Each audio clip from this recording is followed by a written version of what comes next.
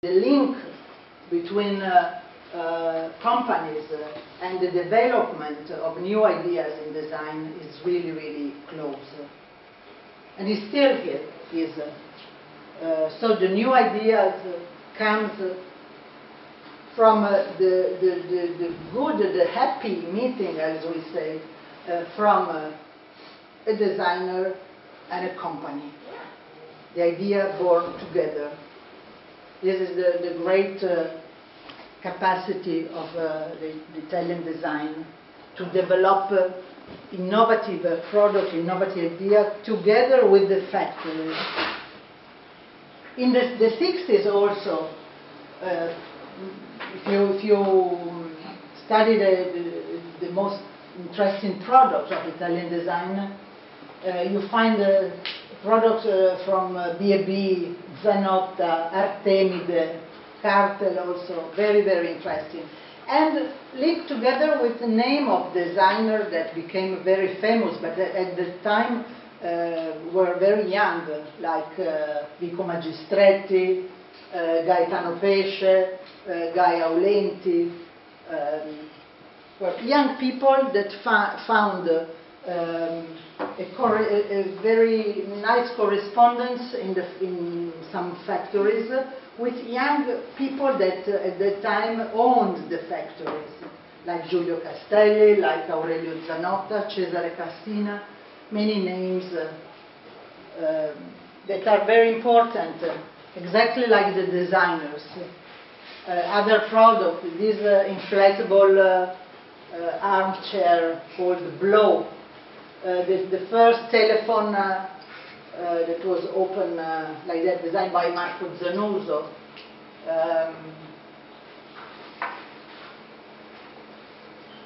So what in the 50s and in the 60s, the plastic, the invention and the use and the experimentation on the plastic helped to create a very innovative image of design products, not only in Italy, in every country in the world, but I think that Italy, thanks to this link between designers, innovative ideas, and factories that have been able to take this innovative idea and to develop them into mass products, is really the strongest design compared to what in the same years United States or Japan or other countries produce. The Scandinavian design that was very strong till the 50s and also at the beginning of the 60s became in these years, you know, in the shade, and the Italian design went really up. The 70s, I mean, these were decades of for the Italian design of a great success all over the world, and the Italian design became international. International because international known, but made by Italians. There were basically only Italian designers, Italian names. We have to wait till the 80s to find international foreign name of designer that came to develop their idea in Italy. But create like a revolution in the design field, not only in Italy but all over the world.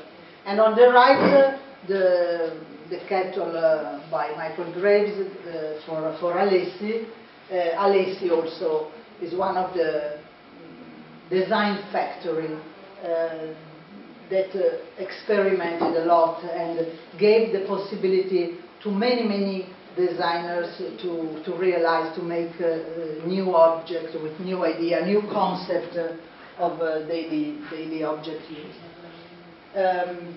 Other pieces by Castiglioni, but the other three pieces introduce foreigner designers that started to work for Italian companies. Philip Stark, Jasper Morrison, Toshio Kikita. I put these three just an example of people that came from all over the world, from Japan, from France, from England, from United States, to work here in Italy, because only here you find this open mentality, open-minded companies that are not, how can I say, not forced by the market, but market reasons to follow very traditional path, but they are open to research and to experiment innovative idea. Because here companies really believe that only through innovation, through research, you can really make products, successful product. An example that I used to do to my students, it is not only an Italian example, but just to clarify the mentality.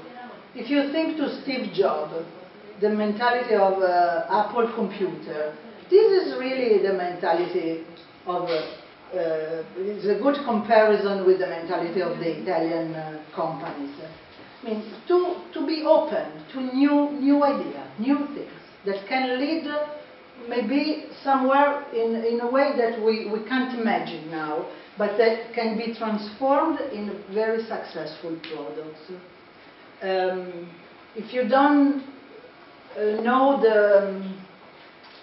if you have ever heard the speech that Steve Jobs did to the students in Stanford for the graduation, you find in YouTube, but probably you have seen it already.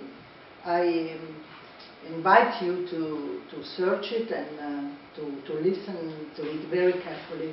At the end, they said, okay, you have studied a lot, you have a big background in the discipline that you choose to study, but at the end, remember, be always curious, be always foolish.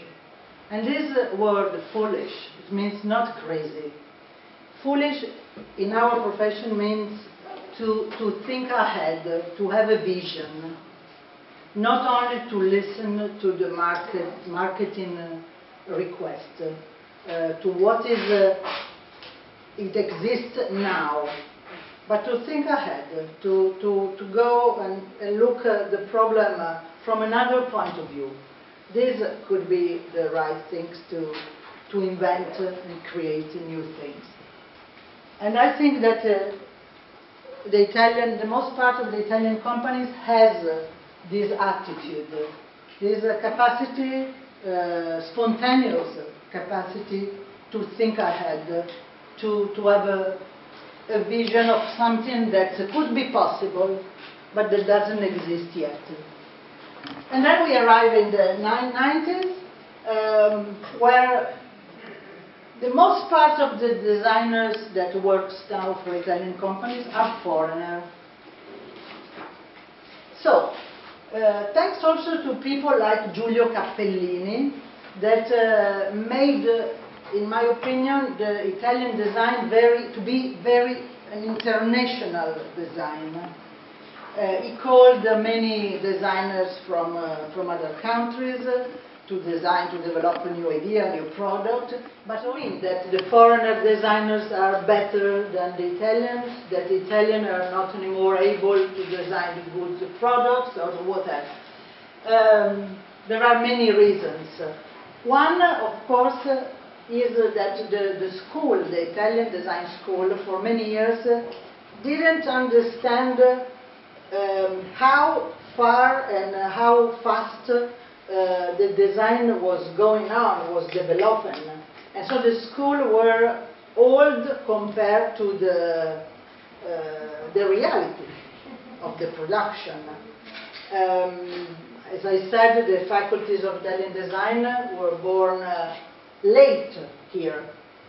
But this could be only a part, one part of the reason why today there are more foreign designers than Italian. Another reason is that is a psychological reason. Italians are always very attracted by foreigners. If your name is Mario Rossi, that is a very common Italian name, it doesn't sound to our ear very interesting. But if your name is John Brown, let's say it's Mario Rossi, John Brown, that is very, or Paul Smith, this sounds very interesting for Italian, you know. So the name has a very important role to be introduced in an Italian company. But that's my critical opinion. Okay, other famous objects designed by Ron Arad, by Alessandro Mendini for Alessi and Moroso. Moroso is today another new company, let's say. Moroso didn't exist in the 50s, in the 70s, like Cartel or Alessi, that have a very long history. Moroso is new. I mean, it's on the scene since the last 20 years. But today is one of the leader companies for trend and design. Patrizia Scarzella, that is Spanish, but works in Italy, and is the most famous woman designer in the world now, works a lot for Moroso, and she reinvented, we can say, the way of sitting, creating a lot of new and very interesting and innovative products. Again, in a company like Moroso, there is this very strict link between the designer, like Patrizia Scarzella, and someone inside the company, that is Patrizia Moroso, the owner, and together they work and are able to propose to the market very innovative products. Okay, and we arrive to the present, 2000, and I put here some of the most strange objects designed especially by Edra.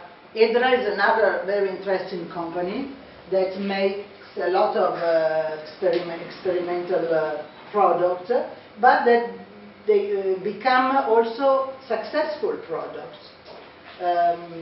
Many designers work for Edra, like Fratelli Campana, you know, the South American brothers, Borolec,